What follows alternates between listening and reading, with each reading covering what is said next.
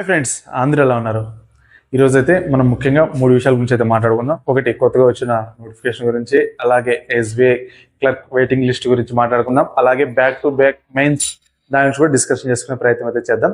Video అయితే చాలా ఇంట్రెస్టింగ్గా ఉంటుంది, దయచేసి స్కిప్ చేయకుండా వీడియో మొత్తం చూడండి. ఓకే, ఇక మెయిన్ వీడియోలోకి వెళ్ళిపోదాం. చూసే కొత్తగా ఎవరైనా ఉంటే దయచేసి ఛానల్ అయితే సబ్స్క్రైబ్ చేయండి. అలాగే మీరు ఈ వీడియో లైక్ చేస్తే ఇంకా 10 మంది తెలుగు వాళ్ళకి వెళ్తుంది, వాళ్ళకైతే యూజ్ అవుతుంది. దయచేసి చూసే ప్రతి ఒక్కరు ఈ వీడియోని కింద లైక్ చేయడం అయితే ట్రై చేయండి. ఇక మెయిన్ టాపిక్లోకి వెళ్తే, యూనియన్ బ్యాంక్ ఆఫ్ ఇండియా నుంచి ఒక 500-500 వేకెన్సీస్ అప్రెంటిస్ నోటిఫికేషన్ రావడం అయితే జరిగింది. ఇది ఒకప్పుడు లైట్గా తీసుకుంటా ఉన్నాం, నోటిఫికేషన్ ఏముంది అని చెప్పేసి, కానీ ఈ నోటిఫికేషన్ యొక్క ప్రాముఖ్యత కూడా పెరుగుతుంది. దానికి కారణం నిరుద్యోగం పెరగడమే. ఈ విషయం లైట్గా తీసుకోవడం ఏమాత్రం కరెక్ట్ కాదు, వెంటనే మన వాళ్ళకి తెలియచేయాలనే ఉద్దేశంతో అయితే ఈ వీడియో అయితే చేస్తున్నాను. నిజం చెప్పాలంటే కొంతమందికి ఈ నోటిఫికేషన్లో జాబ్ వచ్చిన వాళ్ళు, కొంతమందికి నాకు తెలిసిన కొంతమందికి పెళ్ళిళ్ళు కూడా అయ్యాయి. నిరుద్యోగం వల్ల పెళ్లి కానీ చాలా మందికి అయితే ఏదో ఒక జాబ్ కదా అని చెప్పేసి వాళ్ళకి పెళ్ళిళ్ళు కూడా అయ్యాయి. అలా ఎవరికోరికి జాబ్లు అయితే కంపల్సరీ ఉపయోగపడతాయి.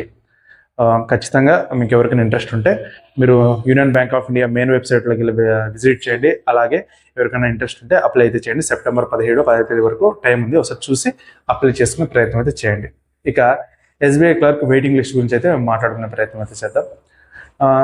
మీకు చెప్పాను ప్రీవియస్గా, రాజస్థాన్ వాళ్ళకి రైట్ ఇన్ఫర్మేషన్ యాక్ట్ నుంచి వాళ్ళకి రావడం అయితే జరిగింది. ఎంతమంది జాయినింగ్, ఎంతమంది ఉన్నారు, ఏమి సిచ్యువేషన్ అని చెప్పేసి. ఇప్పుడు యూపీ సర్కిల్ నుంచి ఢిల్లీకి సంబంధించింది కూడా జరిగింది.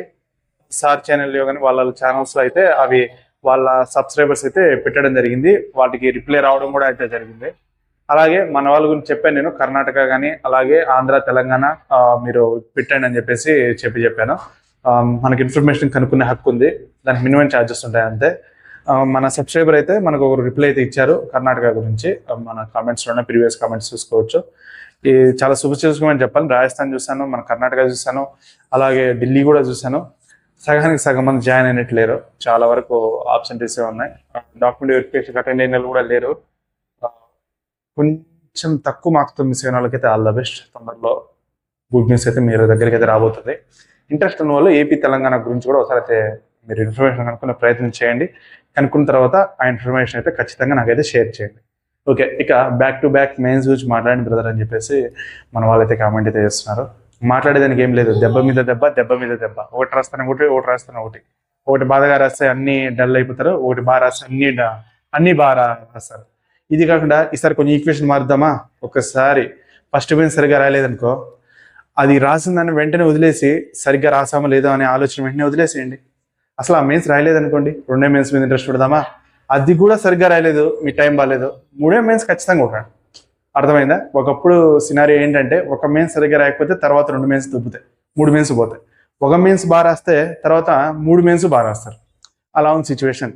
ఈసారి మార్చే ప్రయత్నం అయితే చేయండి. రాసిన మెయిన్స్ వచ్చిన రిజల్ట్ మైండ్లో పక్కన పెట్టేసి, చేసాం మన ప్రయత్నం మనం చేసాం, అయిపోయింది, బతకడానికి 190 దారులు, దాంట్లో ఇదొకటి అనే ఉద్దేశం మైండ్లో పెట్టుకొని రాసి సరిగ్గా రాయకపోతే వదిలేసేయండి. సరిగ్గా రాసారు 3 ఎలాగో వారేస్తారు.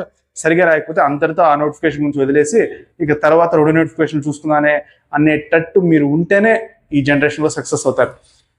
డల్ అయిపోవడం, మన వల్ల కాదులే అనుకోవడం, అలా జరిగితే మాత్రం అన్ని మెయిన్స్ పోతాయి, ఒట్టి ప్రిలిమ్స్కే పరిమితం అయిపోతారు. మెయిన్స్ గురించి అయితే ఇదే మనం మాట్లాడాల్సిన ముఖ్యమైన విషయం. అలాగే మన సీనియర్స్ ఎవరైనా ఉంటే కింద స్ట్రాటజీ గురించి మెసేజ్ అయితే పెట్టండి. అబ్బా, నేను స్ట్రాటజీ గురించి అయితే వీడియో చేద్దాం అనుకుంటున్నాను, మీ సపోర్ట్ అయితే రావట్లేదు, దయచేసి కింద అయితే మీరు మెసేజ్ అయితే పెట్టండి. మళ్ళీ మరొక మంచి వీడియో తగలుద్దాం. దయచేసి చూసే ప్రతి ఒక్కరు ఈ వీడియో లైక్ చేయండి, మన ఛానల్ సబ్స్క్రైబ్ చేయండి. బాయ్.